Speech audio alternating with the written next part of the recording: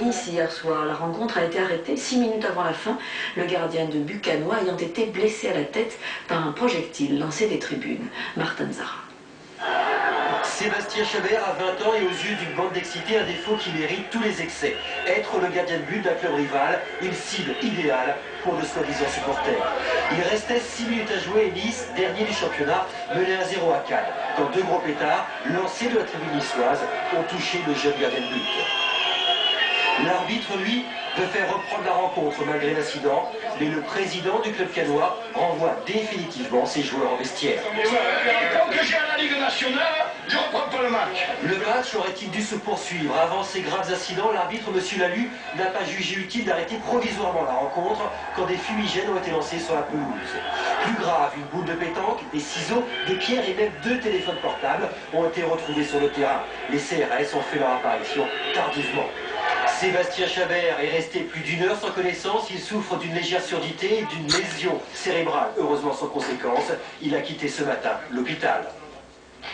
Week-end survenu au cours du match entre Cannes et Nice qui n'a eu de nom ce derby, les Azuréens vraiment strictement que parce que le A c'était quand même pas terrible. Oui, Saint-Pierre de Coubertin à Cannes, il reste 6 minutes à jouer. Nice mène 1-0 lorsque se produit cet incident inadmissible. Voici une série d'objets trouvés à proximité de Sébastien Chabert, le jeune gardien cannois, blessé à la tête à 6 minutes de la fin. Pétard explose même à proximité alors qu'il a déjà perdu connaissance. L'arbitre décide alors d'interrompre le match. Chabert est conduit à l'hôpital, il en sortira heureusement ce matin avec une légère surdité de l'oreille droite. Pour le match, j'ai dû ramasser une boîte de conserve, j'ai dû ramasser un téléphone portable, j'ai ramassé un mètre à ruban, j'ai ramassé un caillou, j'ai ramassé un pétard qui avait explosé au niveau du gardien de but lors de sa blessure. Je pense que c'est tout simplement inadmissible de la part d'entre guillemets supporters. Le président de Cannes décidera alors de ne pas reprendre le match en mesurant les conséquences éventuelles de sa décision auprès de la Ligue. Je pense que la Ligue fera mieux de s'occuper de ses affaires après de me donner des conseils. Si ma décision ne lui convient pas, elle prendra les dispositions qu'elle veut, elle suspendra le président, mais j'aurai ma conscience pour moi. Noël Le Graët, le président de la Ligue, a reconnu que les joueurs n'étaient plus en sécurité. Au vu des images enregistrées, la commission de discipline de la Ligue jugera jeudi prochain et pourrait attribuer une victoire sur tapis vert 3-0 à Cannes s'il est prouvé que ce sont des supporters niçois qui ont blessé le gardien de Cannes. Ça, c'est des images absolument affolantes et dire que ça se passait en plus au stade Pierre de Coubertin. Alors, on voit que le mouvement sportif est capable de se mobiliser contre le dopage. J'imagine que le football, Dominique Rocheteau, va être capable de se mobiliser contre de tels agissements. J'espère qu'ils vont se mobiliser. Je trouve ça scandaleux de voir que des pseudo-supporters, oui, parce que on ne peut pas parler de supporters, puissent avoir la possibilité d'agresser et de blesser des sportifs, des joueurs sur un terrain.